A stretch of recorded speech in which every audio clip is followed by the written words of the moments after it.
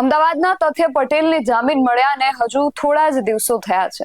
તથ્ય હમણાં જ જેલમાંથી બહાર આવ્યો છે. ત્યાં સુરતમાં ફરી એકવાર તથ્યકાંડ જેવો જ એક કાંડ થતા રહી ગયો છે. સુરતની આ ઘટના જ્યારે સામે આવી છે ત્યારે સવાલો અનેક ઉઠી રહ્યા છે કે હજુ આવા કેટલા તથ્યો અને આવા કેટલા નબીરાઓ છે એ નિર્દોષોનો ભોગ આમ જ લેતા રહેશે અને તંત્ર આ પ્રકારે હાથ પર હાથ ધરીને બેઠું રહેશે. શું છે સમગ્ર વિગત? સુરતની અંદર શું ઘટના બની છે તેના વિશે વિગતે વાત કરીએ આ અહેવાલમાં. જય હિન્દ, BSI ન્યૂઝ પર આપની સાથે હું છું નિધિ ગઢવી. અમદાવાદનું તથ્યકાંડ હજી આપણી આંખો સામેથી વિસર્યું નથી. એ જે ભયાવહ દ્રશ્યો આપણે સૌએ જોયા એને હજી પણ આપણી આંખ સામેથી અળગા કરવા આપણા માટે મુશ્કેલ છે, કારણ કે ત્યારે જે દ્રશ્યો સર્જાયા હતા એ સામાન્ય નહોતા.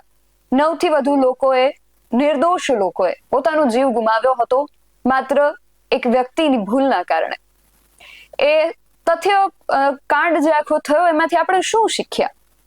મને એવું લાગે છે કે આ આખા પ્રકરણની અંદર ઘણા બધા હોબાળાઓ થયા, ઘણું બધું થયું, પરંતુ આપણે એમાંથી શીખ્યા કશું જ નથી.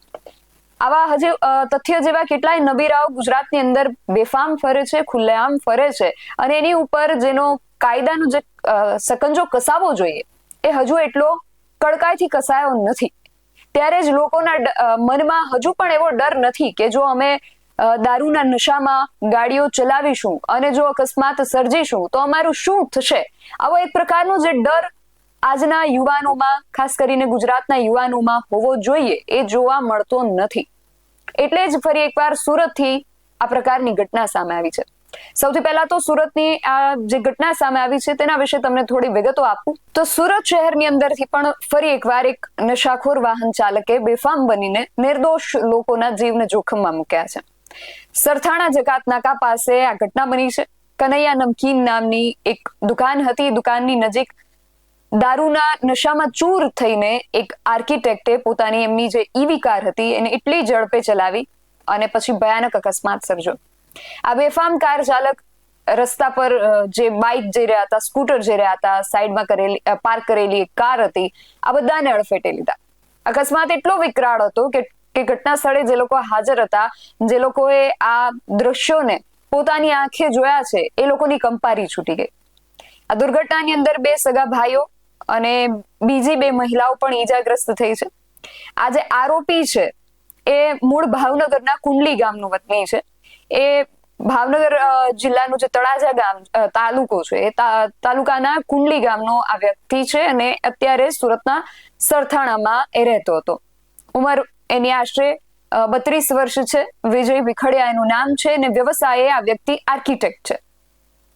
આ વિજય જે છે એ 3 જૂનની સાંજે પોતાની ઇલેક્ટ્રિક કાર લઈને નીકળે છે. સરથાણાનું જે જકાતનાકા છે, જકાતનાકા પાસે આ અકસ્માત સર્જે છે ને ઉલ્લેખનીય વાત એ છે કે દારૂના નશામાં એટલો બધો ચૂર હતો કે એને કોઈ ભાન ન રહ્યું કે સ્પીડ કારની જે હતી એના પર એ કાબુ ગુમાવી બેઠો અને આ પ્રકારે એને અકસ્માત સર્જો. હાજર જે લોકો હતા એમણે એને તરત કારમાંથી બહાર કાઢ્યો. લોકોએ એને ખૂબ મેથી પાક પણ ચખાડ્યો, પરંતુ એ દારૂના નશામાં એટલો ચૂર હતો કે કંઈ બોલી પણ નતો શકતો. એ સમજી પણ નતો શકતો કે ખરેખર શું થઈ રહ્યું છે. આખી જે ઘટના છે એને પ્રત્યક્ષદર્શીઓએ કેવી રીતે વર્ણવી અને ત્યાંથી જે સીસીટીવી સામે આવ્યા છે એના પર પણ એક નજર કરીએ.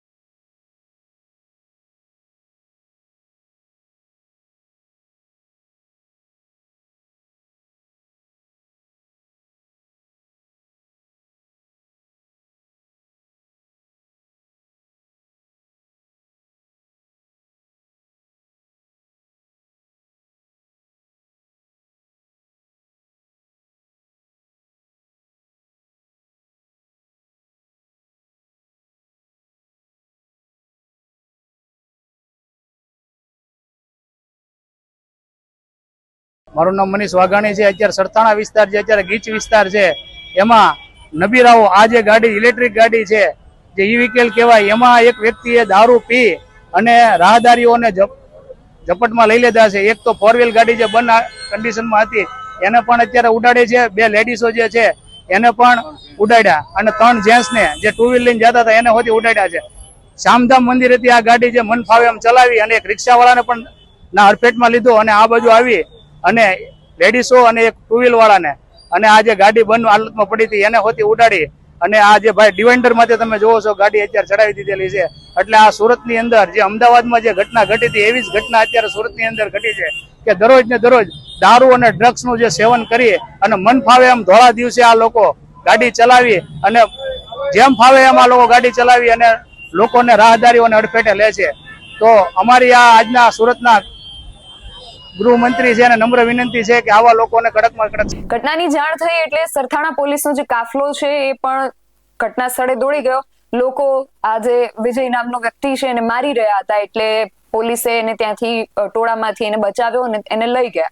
પોલીસે જ્યારે કારની તપાસ કરી ત્યારે કારમાંથી બિયરના ટીન મળી આવ્યા. એ ખાલી જે ટીન હતા એ મળ્યા એટલે કહી શકાય કે ચાલુ ગાડી આ વ્યક્તિ નશો કરી રહ્યો હતો.